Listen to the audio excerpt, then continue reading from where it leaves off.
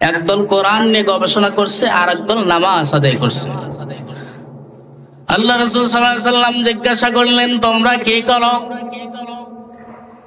রাসূল আকরাম সাল্লাল্লাহু আলাইহি ওয়াসাল্লাম সাহাবাদেরকে যখন জিজ্ঞাসা করলেন, তোমরা কি করো? সাহাবায়ে কেরাম বললেন, আমরা কোরআন নিয়ে গবেষণা করি। তারা কি করে? আল্লাহ তাআলা জিকির করে, আল্লাহ তাআলা তাসবিহ জপে, আল্লাহ তাআলার ইবাদত বন্দেগী করে। আল্লাহ রাসূল সাল্লাল্লাহু আলাইহি ওয়াসাল্লাম বললেন, তাদের চাইতে এই দলটা উত্তম, কারণ ইনি কোরআন নিয়ে গবেষণা করেছেন। এরা কোরআন নিয়ে গবেষণা করার কারণে আল্লাহ তাআলা তাদেরকে 4টা পুরস্কার দান করে দেবে। বলেন তো দেখি ভাই, আমরা এখানে আসছি কি শোনার জন্য? গান শোনার জন্য বুঝি? যাত্রা দেখার জন্য? কি দেখার জন্য? কোরআন শোনার জন্য এসেছি। এই কোরআন শোনার জন্য যখন বাড়িতে থেকে নিয়ত করে বের হয়েছে, কোরআন শুনবো আর কোরআনের ভিতর থেকে কিছু শিক্ষা গ্রহণ করব। যদি এরকম নিয়ত করে কোনো বান্দা বের হয়, আল্লাহ রাসূল সাল্লাল্লাহু আলাইহি ওয়াসাল্লাম বলেন, মান সালাকা তরিকান ইলতামিসু ফীহি ইলমা সাহাদাল্লাহু তরিকান ইলাল জান্নাহ। একটু জোরে বলা যাবে কি সুবহানাল্লাহ? আমরা এখানে আসছি কি শোনার জন্য ভাই?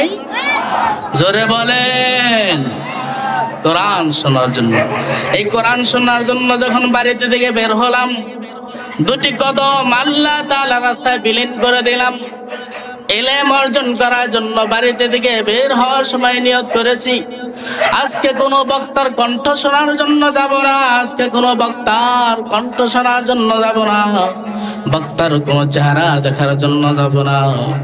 বক্তা যদি কোরআন থেকে আলোচনা করে, সেটা যদি আমার বিরুদ্ধেও চলে যায়, তবু আমি সেটাকে মানার চেষ্টা করব। বক্তা যখন কোরআন সুন্নাহ থেকে আলোচনা করবে, সেটা যদি আমার ভিতরে থাকে, আমি সেটা দূর করে দেব। এরকম নিয়ত করে যে বান্দা এই কোরআনের মাহফিলে এসে উপস্থিত হয়েছেন, রাসূল বলেন, সাহাদাল্লাহু তরিকান ইলাল জান্নাহ, ওই বান্দার জন্য জান্নাতের রাস্তাটাকে আল্লাহ সহজ করিয়া দেয়। আরো জোরে বলেন মিয়া সুবহানাল্লাহ। জান্নাতের রাস্তা এখানে আসার কারণ সহজ হয়ে গেছে। সুবহানাল্লাহ বলবেন না?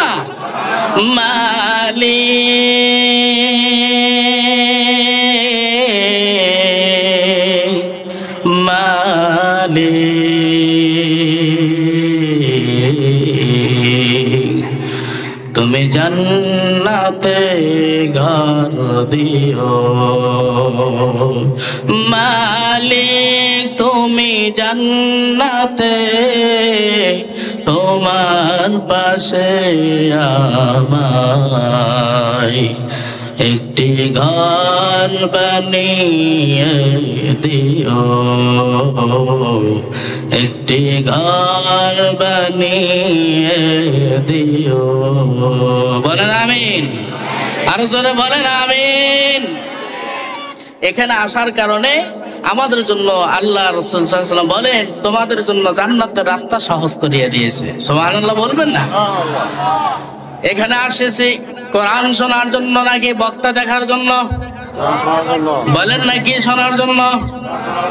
বাড়িতে যখন বের হয়ে এসেছি, বান্দা তোমার নিয়তটা এরকম হবে, কুল ইন্না সালাতি ওয়া নুসুকি ওয়া মাহইয়ায়া ওয়া মামাতি লিল্লাহি রাব্বিল আলামিন।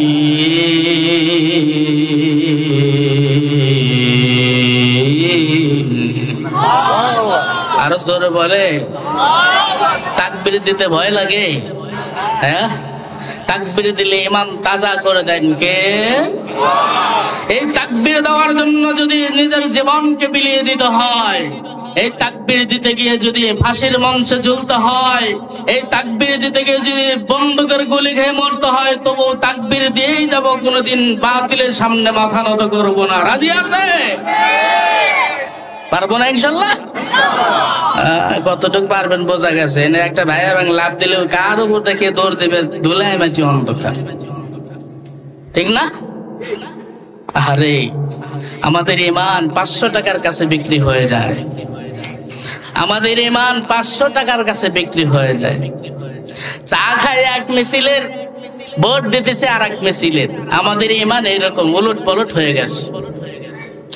যাই হোক, যখন আমি বাড়িতে দিকে বের হলাম তখন আমার নিয়তটা হবে কুল ইন্না সালাতি ওয়া নুসুকি ওয়া মাহইয়ায়া ওয়া মামাতি লিল্লাহি রাব্বিল আলামিন। আমার বেঁচে থাকা, আমার মওত, আমার কাজকর্ম, আমার নামাজ, আমার কুরবানি লিল্লাহি রাব্বিল আলামিন, একমাত্র কার জন্য হতে হবে? কার জন্য? আল্লাহ রাব্বুল আলামিনের জন্য বললেন, ইয়া আইয়ুহাল্লাযীনা আমানু তাকুল্লাহা ওয়া কুলু কাওলান সাদীদা ইসলিহ লাকুম আ'মালাকুম ওয়া ইয়াগফির লাকুম যুনুবাকুম ওয়া মান ইউতি'ইল্লাহা ওয়া রাসূলাহু ফাকাদ ফাযা ফাওজান আযীমা। একটু জোরে বলেন আল্লাহু আকবার। আল্লাহ রাব্বুল আলামিনের জন্য বললেন, ইয়া আইয়ুহাল্লাযীনা আমানুত্তাকুল্লাহ, হে ঈমানদারেরা ভয় করো আমি আল্লাহকে। সুবহানাল্লাহ বলেন। কাকে ভয় করব?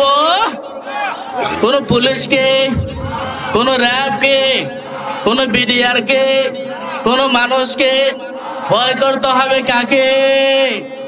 আরো জোরে বলে, আল্লাহকে ভয় করতে হবে। আল্লাহ তাআলা অন্যত্র বলেন, ইয়া আইয়ুহাল্লাযীনা আমানু তাকুল্লাহা হাক্কা তুকাতিহি ওয়া লা তামুতুন্না ইল্লা ওয়া আনতুম মুসলিমুন।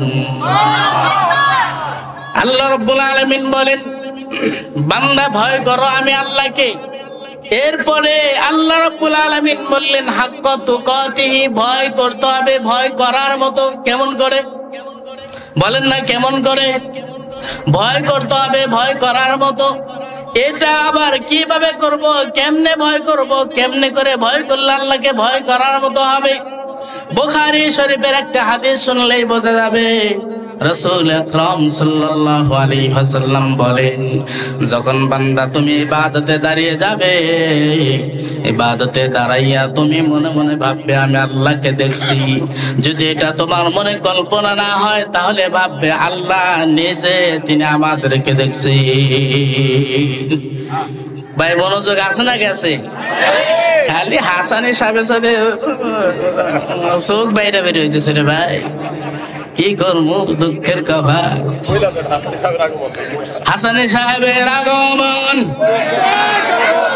হাসানি সাহেবের আগমন। লিল্লাহি তাকবীর, লিল্লাহি তাকবীর। বিশ্বাস পাড়ার পক্ষ থেকে আপনারা হাসানি সাহেব আসছে, খুশি হন নাই? কতটুকু হয়েছেন? হ্যাঁ, এত নেই।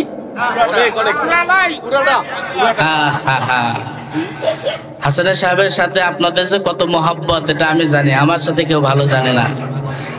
আমার আলোচনা দীর্ঘায়িত করব না, এখানেই খতম দিয়ে দিলাম, শেষ করে দিলাম। আপনারা মন ভরে হাসানি সাহেবের আলোচনা শুনবেন ইনশাআল্লাহ। ভাঙ্গা ভাঙ্গা কণ্ঠে যতটুকু কথা বললাম, এখানে যদি আমল করার মতো কিছু থাকে আল্লাহ তাআলা যেন আমাকে সর্বপ্রথম আমল করার মতো তৌফিক দান করে।